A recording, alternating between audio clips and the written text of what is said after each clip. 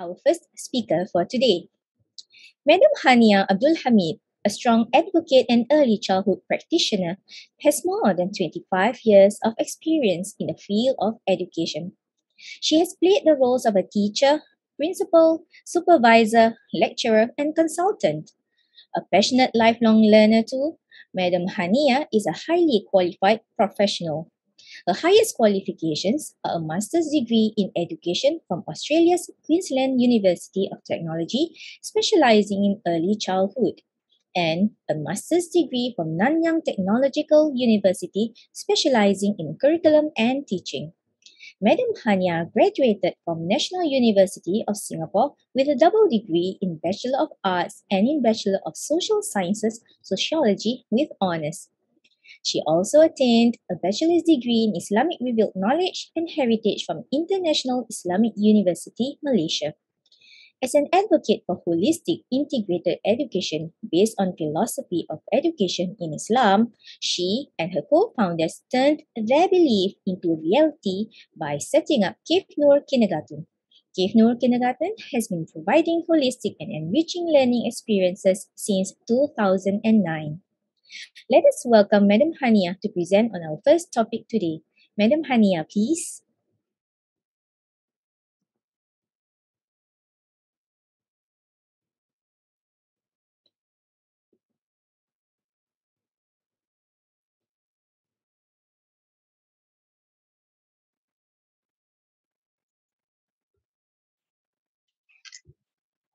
Thank you, Jazakallah khairan kasiran Nur Afifah for the introduction.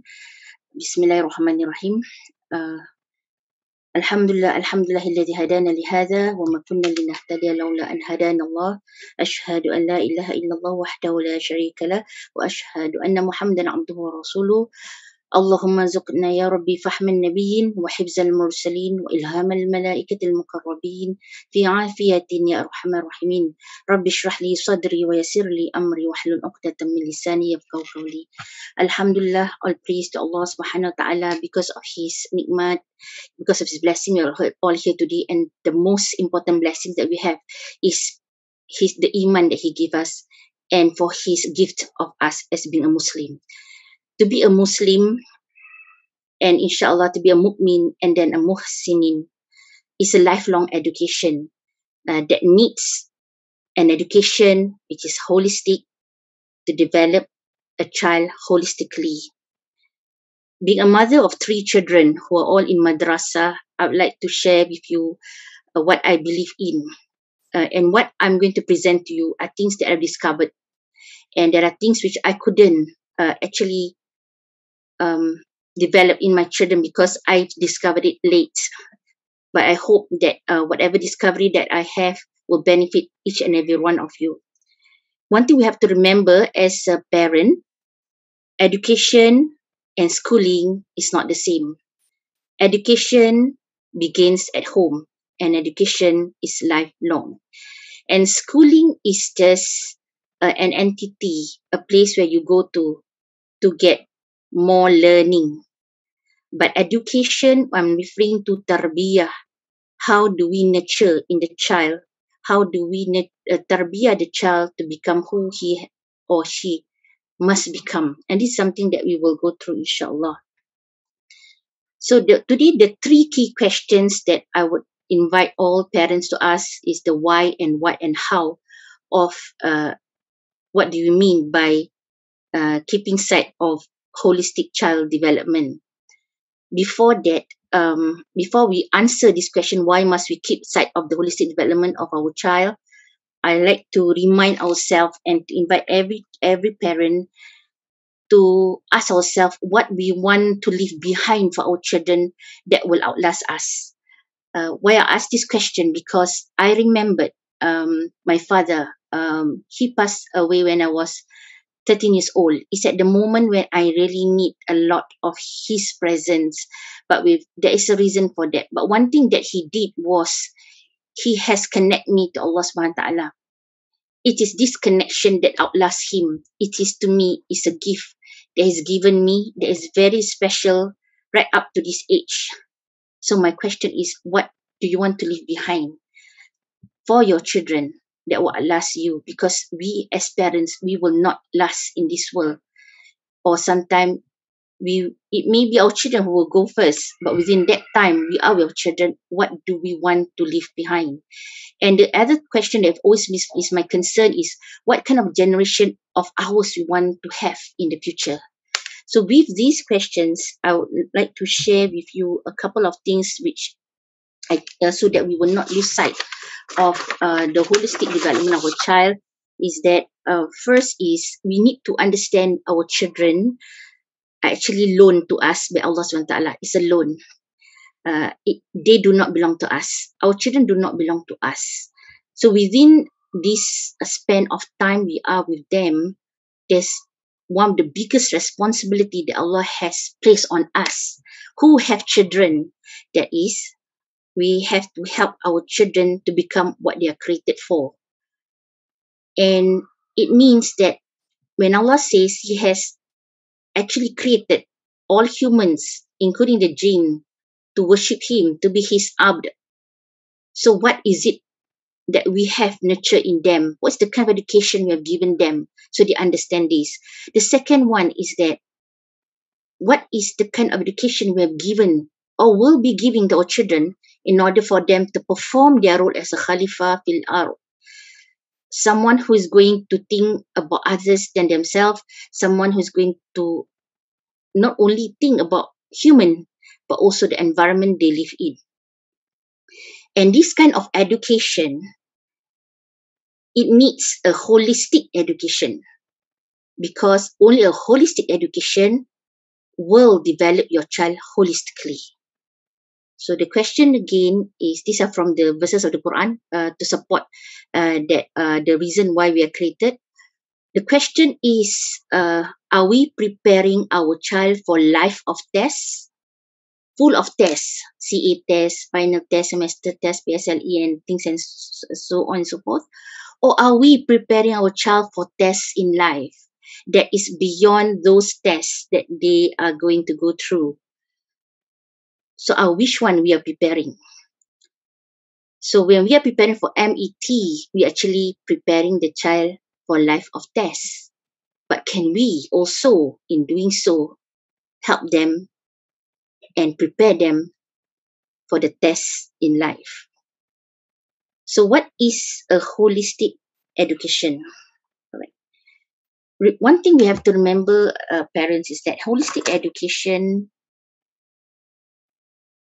informs us that our child is not a digit that is to be in the final evaluation in school. They are not a digit that is responsible for the school achievement academically, for instance. Whether the school is top or not, usually our child becomes a digit. And this is something we have to remember, that our child is not a digit. They are human and individual to be developed. So in order for us to develop this individual holistically, what are those areas that have to be our focus? Actually, there might be more, but I would want to share with you the 7 areas of child development, which if you touch, you nurture each and every one of these, inshallah, your child will be holistically developed.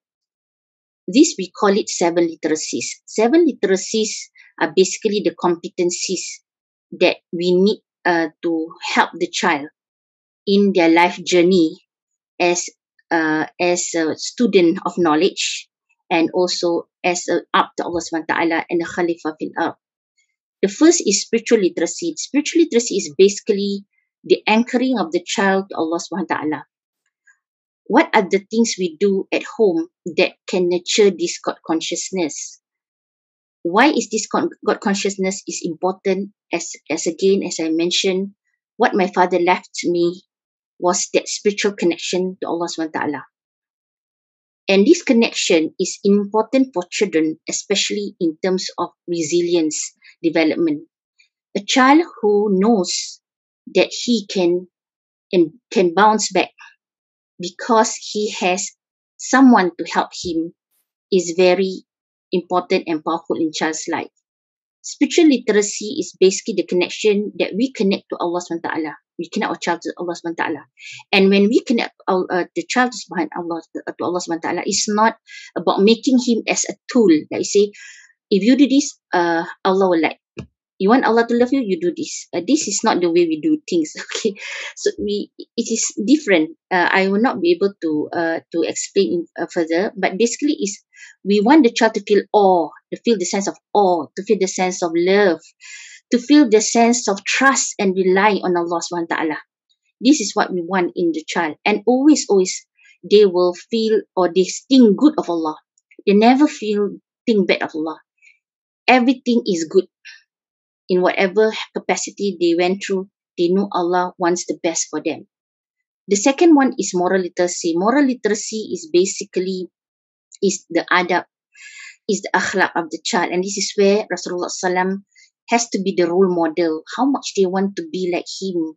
How much love we instill in the child to love Rasulullah SAW and to want to become like him because they love him.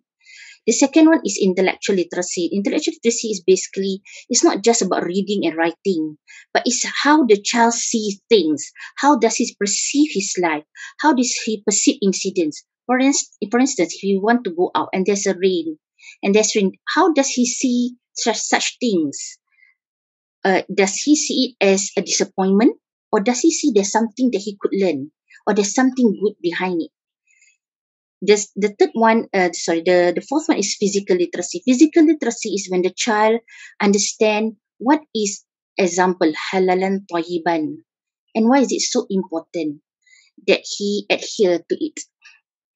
And the next development or the literacies that we want the child to develop is in terms of interpersonal. Interpersonal skills are important because our children are going to be the Khalifa. Our children are not born or not created only to benefit himself or herself. They are being created for a purpose to serve not only themselves or their family, but also others. So what is the kind of interpersonal skills that we want to put in so that they always will become positive relationship, not someone who grew up to be a bully. This is something that we have to find ways in how the children also know when is a relationship is a transgression, and which one is commendable. And the other one is cultural literacy. What is cultural literacy? Cultural literacy is basically about how he lives his life. What is the principle he stand on? So no matter what happened around him, he knows what is right and what is wrong, and he will have the izzah of the pride to stand by that principle. And that is what we call cultural literacy. And the last is social literacy. How much in each of our child we have placed in them the love to think, how can I contribute to others?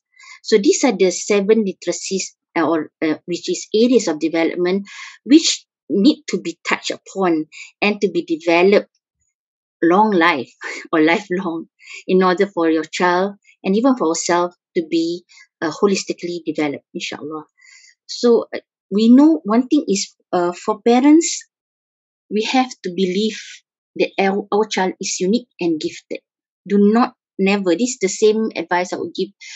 And the advice I think you also have heard, not to compare your child with another child, not even with the sibling.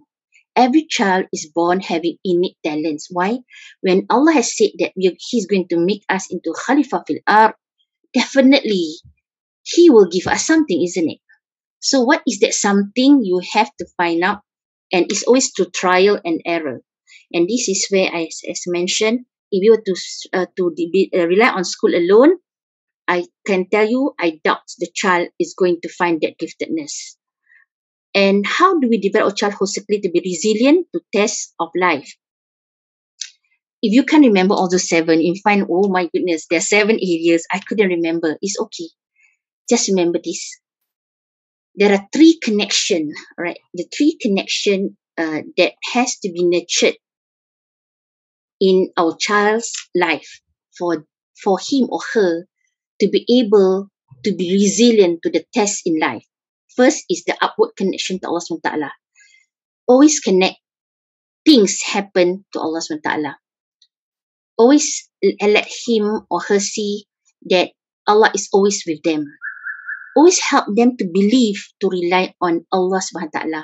Always help them to believe that even if they do good things and people do not see it, Allah sees.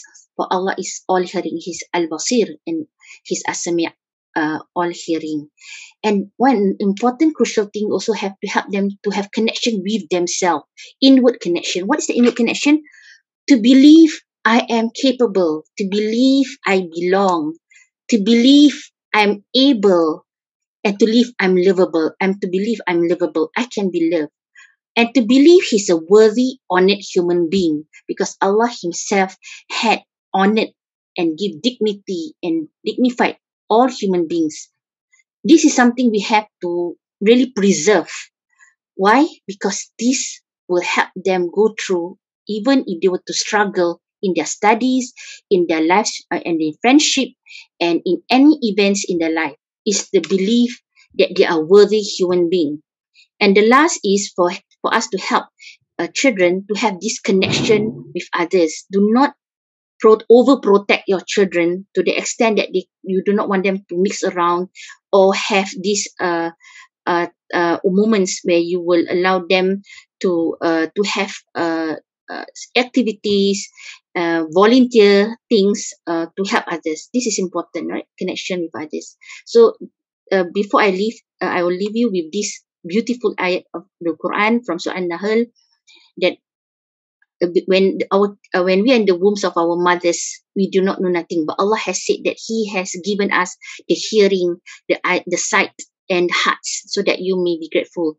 Afidah here is actually the hearts, and why is it the heart, not the mind? Because the heart is connected to the brain.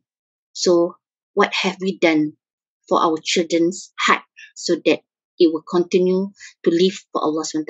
So with this, I end my presentation. Whatever is good comes from Allah, and whatever it is not, it comes from my own weaknesses. Assalamualaikum warahmatullahi wabarakatuh.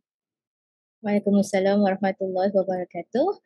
Thank you, Madam Haniah. Masya Allah, it was indeed a very insightful presentation.